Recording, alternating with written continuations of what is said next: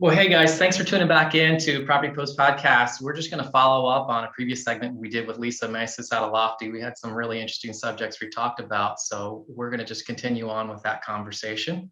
I'm Peter LaFramboise. I'm Mark Goldwich. Lisa, you have now moved to customer numero uno here.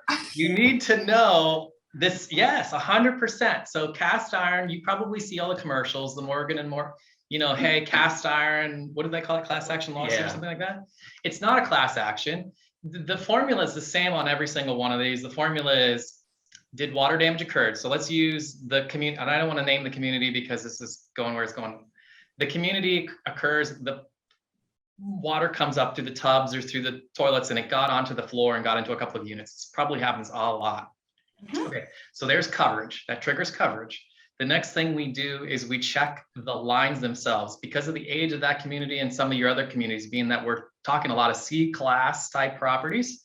They're over a certain age, they have cast iron. So we run our cameras through that cast iron. And if there's a break, you then have to access the lines. In our case, and the claim that you were with me on, that we worked together on, was we had resulting damage in 2 units really badly and 4 other units pretty badly. But it was caused from a drain line on the private property because it was, it's in that complex, it's private drive. And so we had an argument at our ready if they were to try to deny it. I saw the issues in the policy that I thought they might try to deny it, but I would to deny that part of the claim. But I already had my arguments ready if they wanted to try to go that route. And I warned them, if we'll concede on these couple of things, but if you concede this access issue, because it is on private property, we will go to war with you over this. This is not something we're willing to give up. So we have a few hot buttons. I told them what it was, and we got the check. It worked out good. So that was, utterly brilliant. Now I see something completely different. Before, you just didn't consider that was even an avenue. How is it possible? I've been doing this 23 years, and this is a regular occurrence. It's when you deal with properties that are 50, 60 years old, this isn't like something you deal with once a year. This is it happens. Right. And never considered how you tie together the building to that, which fantastic. Right. And so you need to think about it more, because it's not going to be long before the insurance companies figure out a way around this, and they're going to start excluding all of this. And so then what's going to happen? Well, really, it's just going to go back to the old days where you just paid for it yourself for all this work to be done. Well, but you don't need to, and especially now, until they get to the point where they can really work those policies to just simply exclude all of this stuff. It's covered. Now's the time, to not only for you to take advantage of it, but also others in your industry. And just like you didn't know until you got into this with Peter, they don't know either. Yeah. Right. One of the owners, the 2 owners, the one is in my line of work. The other one, I don't know if he's just an investor. He really had no idea. But now that you've seen, you're like, hey, wait, there might be other things. And so that's really it. You just have to know to ask questions. And we have no problem for each individual property that you have to read the policy language. So you tell us the event. In your guys' case, you keep documenting it pretty well. My only knock was that the company we used to clean it up didn't do the kinds of work that you would see these big mitigation companies do, but it was still good. And we got what we needed. We had the pictures, we had the incident reports. And when I'm gonna be honest with you, I went cheap because I did not think you were gonna get any. I'm gonna be completely honest. I went the lowest guy I could get to go in there and take the project, because I'm like, there's no way we're getting reimbursed on this. This is gonna straight hit my budget. This is gonna be terrible. I honestly, I'd have bet against on that one. I'm not. That one had a $5,000 deductible, but it's different. All these communities are different. So the other thing we would do is, I couldn't do it all at once, but if we folded them in every so often, like say once a month, you wanted me to review 2 policies. Mm-hmm. I'll review their current policies, and then next month you can send me 2 more. And so, and in the case of that community, if you didn't notice, do you manage everything that was in that policy or just the one community, because there was ownership groups, two, three, or four ownership groups buying the policy premium just for their property.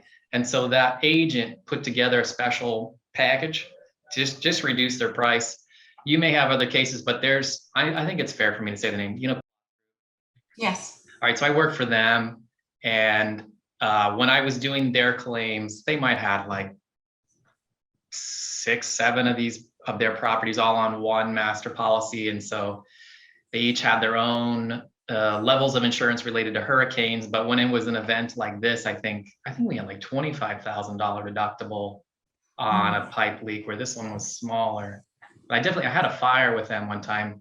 You might even know the community. It was one off of Arlington Expressway, and 9 units got affected.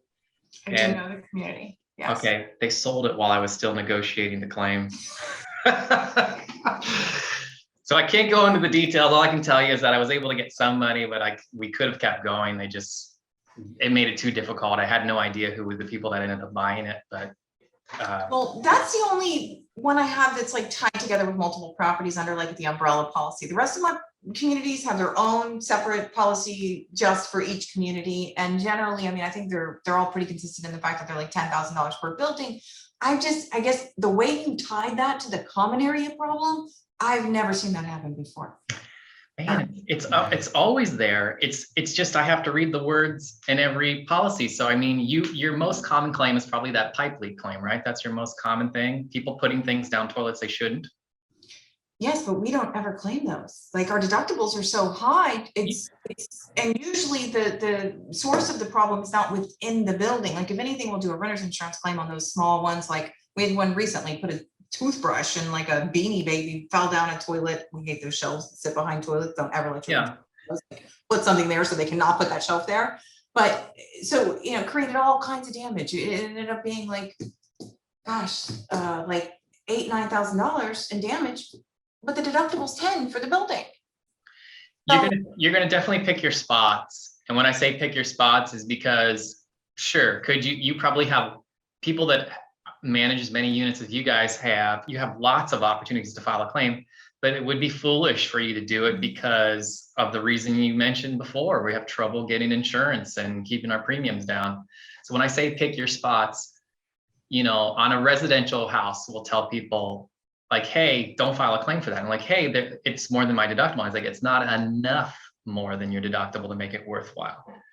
If you have a problem in your house that affects your kitchen, or a couple of bathrooms, or a roof, those are big ticket items. There's real value in filing that claim. But if you had one little bathroom that had this, and it was like a $4,000 loss with $1,000, I was like, I wouldn't do it unless you absolutely had to have the money, because you need to keep your claim ratio lower so you are better risk, yada, yada, yada. So just in your guys' case, you're going to see things, and you're just know to ask questions. And then 2, we can you can get through some of your inventory if you want, where we read a couple of policies and we say, okay, if there's a hurricane, they need to expect this. If there's a pipe leak, here's what you have. And so what I did with that one community is I just went through and highlighted the policy on the things that we see. If a claim gets filed, we're going to tap these different coverages. So when you guys would get it back from me, it would just be highlighted. So you would go, oh, this is what he's looking for. This is what they're looking for on this type of claim. And A folder, a shareable folder with all of our policies in it. So maybe you and I have a conversation online and talk about how, because I have a couple of properties, I'd really be interested in understanding what's covered because of similar situations as to what our claim. And then there's, it's not the same thing, but you're also going to have a lot of supply line issues, and especially if you're in a multi-unit facility, building. If it's upstairs, well, it's damaging that unit, maybe the unit next door and the 2 units below. And now you've got at least 4 units that could be involved just because a toilet supply line went, or someone has a kitchen fire that someone thinks is relatively small. You don't realize how far that smoke travels into every nook and cranny in your unit and the next couple of units. And it's just bigger than what it seems, especially when you're accustomed to doing it yourself inexpensively. because you have the resources already, you know the guys to call, and so you just call and you just do it. But it could make a huge difference. Sometimes you don't know until you call Peter and say, this is what I got. But and whether it's here or Tallahassee or Orlando or wherever it is, Peter, this is what I got. What do you think? Yeah, I got to go back to Pensacola in a week and a half, and we'll see. We might end up in Louisiana for a little while, and I'll go to Central.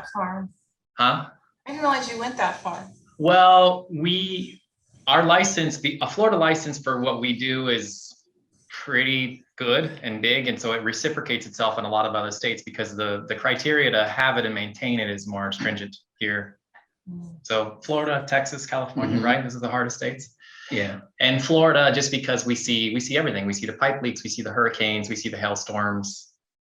I think we just don't see wildfires the way California does. But it's if you're a PA like us, have been doing it a while here in Florida or California, and then Texas. I mean, those are the three states that you see lots of different stuff. And of course, we reciprocate to a lot of states. So we're in the process of reciprocating, and we will see what becomes of that. But I have no problem going to other parts of the state. And of course, we have a network of friends and other people do what we do, so that we said, hey, will you run by and help these people? This is how we work for them. This is the fees that we charge them. You have to do the same thing, if you were to work for them.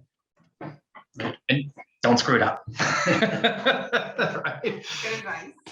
Thanks, Lisa. This has been really great and informative. We appreciate your stopping by and chatting with us today. Before we go, how can people reach you? Social media, your office number, whatever you want to give for people to get in contact with you. Lofty Assets is on, basically we have our own marketing director who's fabulous. So we're across almost all social media platforms. We also have our website, www.loftyasset.com, loftyasset.com. There's contact card. You can reach me directly. Happy to hear from you guys. Great. Again, we appreciate it. Folks, to see more of our videos and podcasts, check us out on Facebook at Property Pros Podcast, or our YouTube channel, also Property Pros Podcast. Until next time, we'll see you later. Thank you.